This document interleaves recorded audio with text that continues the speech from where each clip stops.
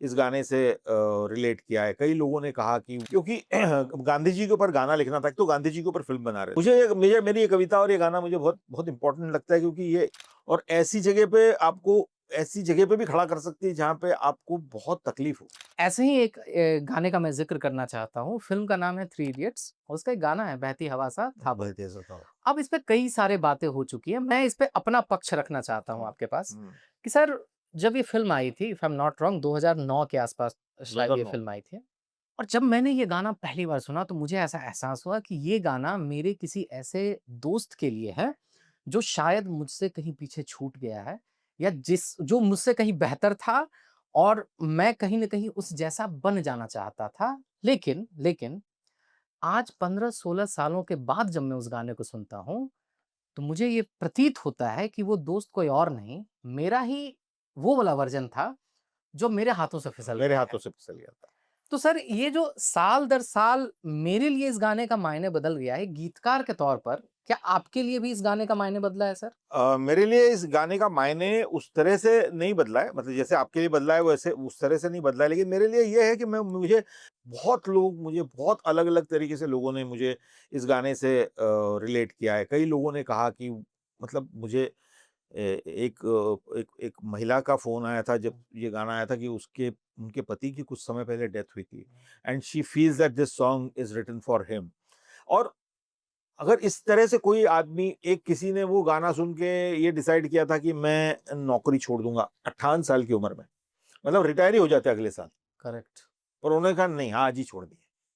1 साल भी नहीं है गुलामी, मतलब 1 साल भी नहीं करना मुझे ये। मैं उनको कुछ ट्रैवल का बिज़नेस शुरू करना था, तो उन्होंने कहा मैं 1 साल भी क्यों रुकूँ? इतना प्लानिंग नहीं करना मुझे, तो मैं अब छोड़ना चाहता हूँ।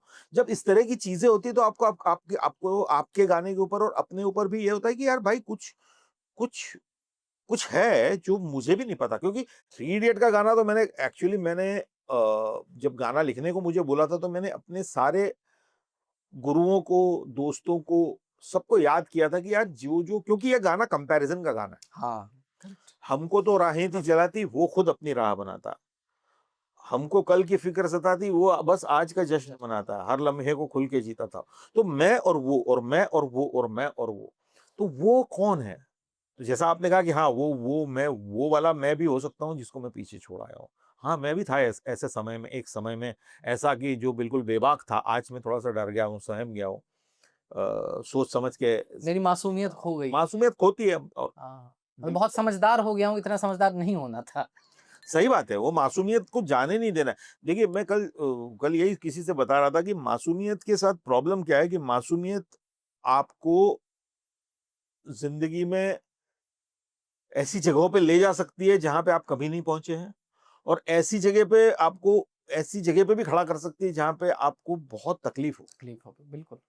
तो वो मासूमियत के वजह से आपको दोनों 2 दिशाओं में आप जा सकते हो। लेकिन तो आपको एक शेल बाहर का जो है वो आपको आपका कड़क करना, खासकर कवि के तौर पे, एक जो है वो आपको दुनियादारी को दुनियादारी की तरह से निभाना आना चाहिए, लेकिन अंदर की मासूमियत को किसी तरह बचा के भी रखना है, क्योंकि कविता तो वहां से आएगी।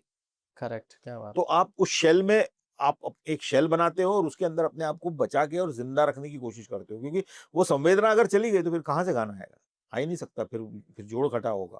Correct, correct. और वो कब होने शुरू हो जाएगा आपको अपना भी नहीं समझ में आएगा। मतलब आप कब करने लग जाएँगे वो आपको भी नहीं हुँ, पता हुँ। चलेगा। करेक्ट, करेक्ट और मतलब इसीलिए मेरे को लगता है ना कि आप अपने ज़िंदगी के जो अनुभव आपको होते हैं, उसके हिसाब से ही आप कागज़ पे उस चीज़ों को उकेरते हो। बिल्कुल। वो भावना वहीं उकेरती है। सर, अब मैं आपके एक ऐसे गाने का ज़िक्र करूँगा जो थोड़ा-सा हट के है, थोड़ा-सा मस्ती है उसमें। फ़िल्म का नाम है लगे रहो मुन्ना भाई और बंदे में था दम वंदे मातरम। अब अगर मैं प्रथम दृष्टया अगर गाना सुनता हूँ, तो मुझे लगता है कि महात्मा गांधी जी के ऊपर ये गाना है। लेकिन जब मैं उसे बार-बार सुनता हूँ, तो मुझे उसमें थोड़ा टपोरीपन फ़ील होता है। मुझे ऐसा लगता है कि अच्छा-अच्छा ये तो मुन्ना भाई गा रहे हैं। करेक्ट। तो मुझे ये बताइए साहब कि जब ये गाना आप लिख रहे थे क्योंकि ये बहुत ही संवेदनशील मुद्दा है कि महात्मा ब गांधी जी के ऊपर आप गाना लिख बिल्कुल, रहे हैं। बिल्कुल। आपको ये ख़्याल था कि कैसे इसको लोग परसीव करने वाले हैं? क्या पूरा प्रोसेस नहीं, था नहीं, सर? मुझे क्या, हम सभी लोग, मतलब ये गाना मेरी ज़िंदगी का ये सबसे मुश्किल गाना मैं मानता हूँ। हुँ, हुँ। मतलब मैंने जितने गाने लिखे उसमें सबसे ज़्यादा गाना लिखने में, और ये एक बहुत कोलैबोरेटिव एफर्ट में हुआ है। मतलब राजकुमार हिरानी जी, विधु विनोद चोपड़ा जी, शांतनु मोहितरा, मैं, हम चारों लोग इसके ऊपर बहुत दिन तक जूझे हैं, क्योंकि गांधी जी के ऊपर गाना लिखना था, एक तो गांधी जी के ऊपर फ़िल्म बना रहे थे। जी।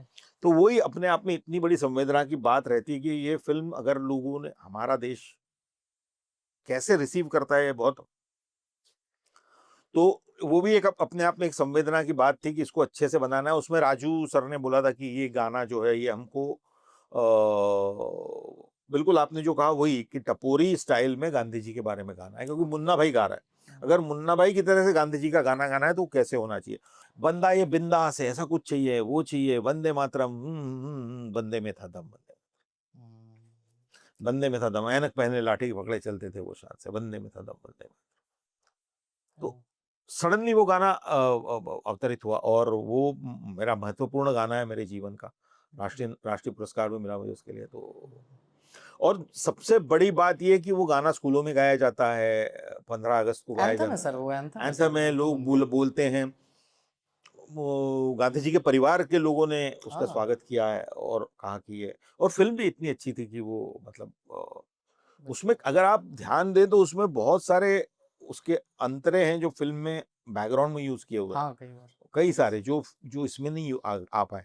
वो बड़े मज़ेदार है। आपके शब्दों का ज़िक्र हो रहा है, एक और आपका गाना है सर, उसका भी मैं ज़िक्र करूँगा। पीके में आपने लिखा सर, 4 कदम बस 4 कदम, चल दो ना साथ मेरे। ये 4 कदम ही क्यों है सर? 6 कदम क्यों नहीं है? 2 कदम क्यों नहीं है? 8 कदम क्यों नहीं है? ये 4 कदम का मतलब क्या लॉजिक है सर? अ, ज 4 लोग वो कहेंगे कोई बात, तो 4 लोग क्यों कहते हैं हम? हुँ, वो 4 कदम में पूर्णत्व मतलब ये है कि 4 कदम अधूरे भी है, 4 कदम पूरे भी है। सही बात है, आप ये सवाल जो आपने पूछा है मेरे भी दिमाग में आया था कि 4 कदम ही क्यों लिख रहा हूँ मैं? हुँ, और ये गीत मेरी एक कविता है, उसके ऊपर बना हुआ है। बिन बोले बिन कहे सुने कुछ बस हाथों में हाथ धरे, 4 कदम बस 4 कदम एक सांझ चलोगी साथ मेरे। क्या बात तो मुझे मेरी ये कविता और ये गाना मुझे बहुत बहुत इम्पोर्टेंट लगता है, क्योंकि ये इक्वालिटी का गाना है। हुँ, दोनों एक बराबर है। वो कह रहे हैं कि बिन कुछ कहे, बिन कुछ सुने, हाथों में हाथ लिए, 4 कदम बस 4 कदम चल दो ना साथ मेरे। रस्मों को रख के परे, राइट, ये रस्म, वो रस्म, ये तू हिंदुस्तान, मैं पाकिस्तान, ये उस फ़िल्म के भी में भी यही सिचुएशन है। तो ये सब चीज़ों को रख के एक बार बिना कुछ करे करते हैं ना, तो मेरी कविता उसमें ये कहती कि गीली हथेली थाम के हम नब्ज़ों की लय पर डोलेंगे। हाथ पकड़ के चलने की बात है, तो गीली हथेली थाम कर हम नब्ज़ों की लय पर डोलेंगे और कदम-कदम से ताल मिली तो मन ही मन खुश हो लेंगे। क्या बात! हर एक शिकायत गम-वम सारे दो पल को रख कर के परे, 4 कदम बस 4 4 कदम, कदम चल एक दो, सांझ चलो ना साथ। क्या बात! मैं स्त्री हूँ तुम मेरे पुरुष और मैं नर हूँ तुम मेरी मादा। ये मेरी कविता है, ये फ़िल्म के गाने में नहीं बिल्कुल, आया है। बिल्कुल सर। मैं स्त्री हूँ तुम मेरे पुरुष, इसमें इसमें स्त्री-पुरुष का भेद भी खत्म है। मैं स्त्री हूँ तुम मेरे पुरुष, मैं नर हूँ तुम मेरी मादा, जो सपना है वो पूरा है, एक सपना हम आधा-आधा। वो जो जो जो नहीं है वो पूरा है, मतलब जो जो ख्वाब है वो पूरा है और एक सच है हम आधा-आधा।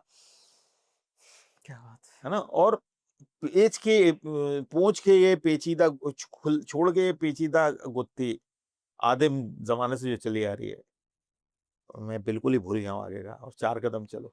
नहीं सर, इनफैक्ट अब जैसे कि हर गाने का ना श्रोता अपने हिसाब से इंटरप्रेट उसको करता है। मेरे हिसाब से 4 कदम का मैंने कैसे सोचा कि 2 लोग हैं, दोनों के 2-2 टाँग हैं, तो अगर दोनों कनेक्ट कर दिया ना तो 4 कदम हो 4 जाता है कदम वो। हाँ, हाँ, बिल्कुल ऐसे भी कर सकते हो आप।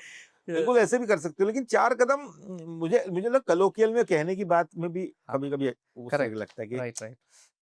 4 दिन का मेहमान है। लास्ट तक रुके हो मतलब क्लिप आपको इंटरेस्टिंग लगी तो subscribe to digital commentary clips और फुल पॉडकास्ट तो इससे भी ज्यादा इंटरेस्टिंग है जिसका लिंक आपको डिस्क्रिप्शन बॉक्स में मिल जाएगा।